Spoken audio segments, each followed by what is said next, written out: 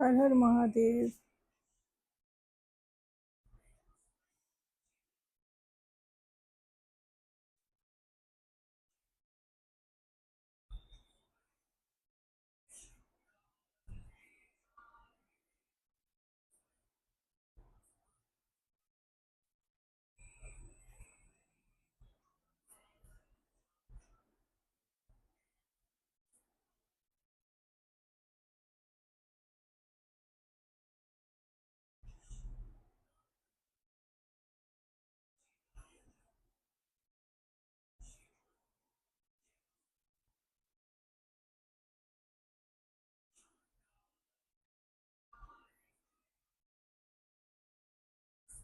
लोगों को ना पता नहीं लगता,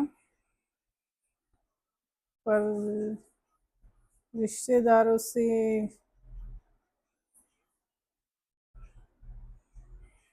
ज़्यादा कुछ उम्मीद करो ही मत।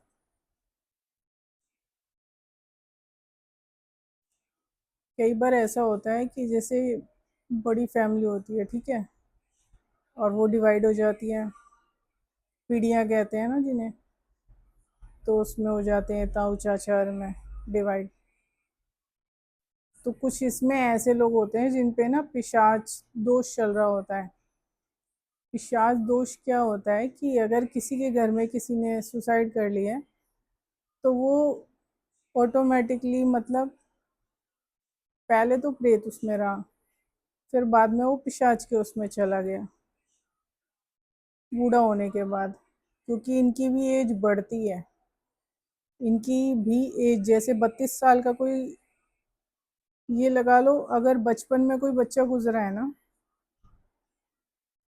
तो वो भी बड़ा होता है। अगर उसका जो काम है वो पूरा नहीं हुआ है तो वो उसकी भी एज बढ़ती है। तो इसमें क्या होता है, अगर उस पे पिशाच दोष लगा हुआ होता है ना उस फैमिली पर, और आजकल औरतें ज़्यादा हैं इन चीज़ों में, ठीक है, तो भरोसा नहीं कर सकते। अब वो क्या करती हैं जलन के मारे, कि अगर जैसे उनके घर में किसी की डेथ हो गई, ठीक है, किसी ने सुसाइड कर लिया है, कुछ भी है, और वो पिशाच बन गया है बाद में, तो क्या करती है, मतलब कई औरतें ना सीखी हुई होती हैं, वो आपके साथ क्या करने की कोशिश करेंगी, मतलब फैमिली में लपेटने की कोशिश करती हैं। तो अगर उन पे पिशाच दोष चल रहा है ना, तो वो आपके साथ अपनी फैमिली को ज्वाइंट कर लेंगी, जुड़वा लेंगी, जिससे कि जो वो पिशाच है ना वो उन्हें भी तंग करे, अपने उसमें कंट्रोल में करा लेगी। और वो उसको, और ये मैटर नहीं करता, क्योंकि ऐसा होता ही नहीं है, ऐसे सोचती हैं कि हम ऐसे जोड़ देंगे, दूसरे की फैमिली को खराब करेंगे, ये करेंगे वो करेंगे। उसमें क्या होता है कि वो ही बर्बाद होता है जिसके उस पे पिशाच दोष चल रहा होता है, ठीक है। अब जैसे किसी के घर में कोई बूढ़ा था जिसने कभी अच्छे काम करे ही नहीं जिंदगी के अंदर, अब वो गया इस दुनिया से, तो वो पिशाच बन गया, क्योंकि उसके जो जीते जी उसने काम करे उसके चलते, ठीक है। और एक वो बनता है जो सुसाइड करते हैं, वो भी आगे चल के पिशाच बन जाते हैं। अब उसमें अगर किसी ने, किसी पे भरोसा कैसे करे रिश्तेदारों में भी, अगर उस पर कोई दोष चल रहा है तो वो उसको जोड़ने की कोशिश करेगी,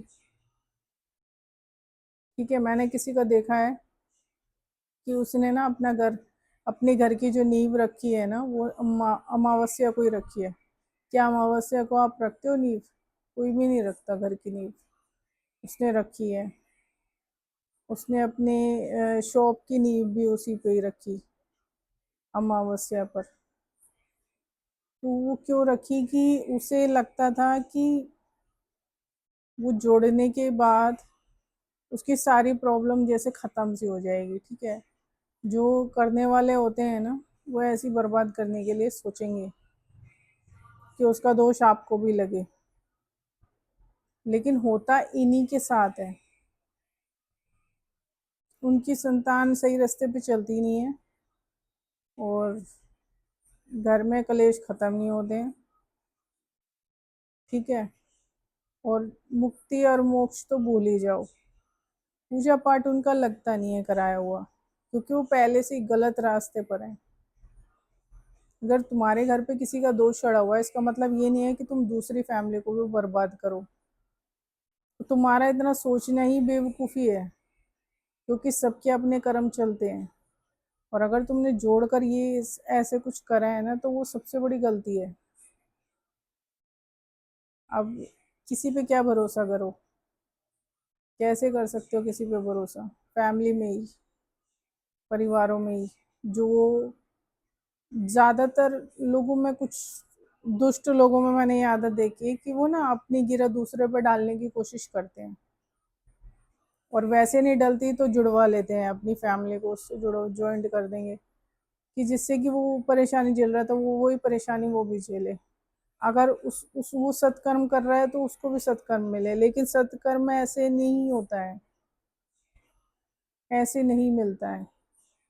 अगर एक फैमिली सही चल रही है ना, और आपने उसको पिशाची उससे जोड़ भी लिया है ना, पिशाची फैमिली ने अगर अपने आप को उससे जोड़ भी लिया है सत्कर्म करने वाली फैमिली से, तो भी उसका कर्म अपने साथ ही चलेगा, आप उसको कुछ नहीं बिगाड़ सकते।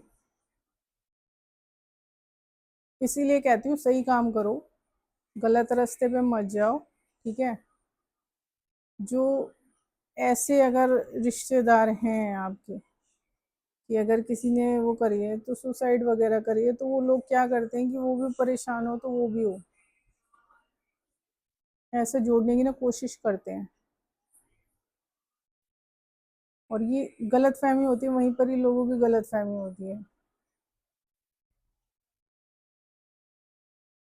जब कोई, अगर उसके घर में किसी की आत्मा भटक रही है, ठीक है, अब सुसाइड करने वालों की तो भटकती ही है, जो चाहे रेल से जाएं, रेल से कट के मरते हैं या कुछ भी है, या वैसे मरते हैं सुसाइड करके किसी भी तरीके से, किसी भी रूप में, तो वो तो भटकेंगे ही भटकेंगे, क्योंकि जो जिंदगी भगवान ने दी थी उसको लेने का हक आपका नहीं है ना,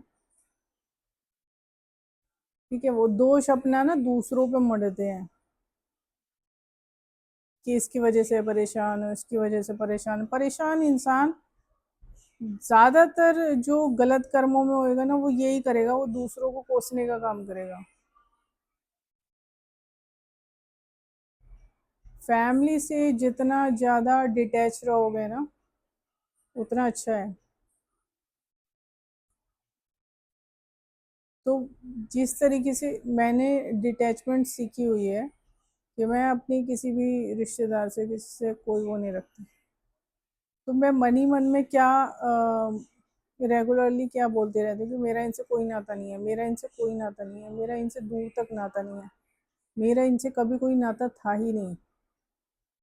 चाहे ब्लड रिलेशन चल रहा हो, मैटर नहीं करता, यूनिवर्स में आप यही पहुंचाओ कि आपका इनसे कोई नाता नहीं है। अगर आप अच्छे कर्म कर रहे हो ना, तो आपके साथ कुछ बुरा नहीं होगा।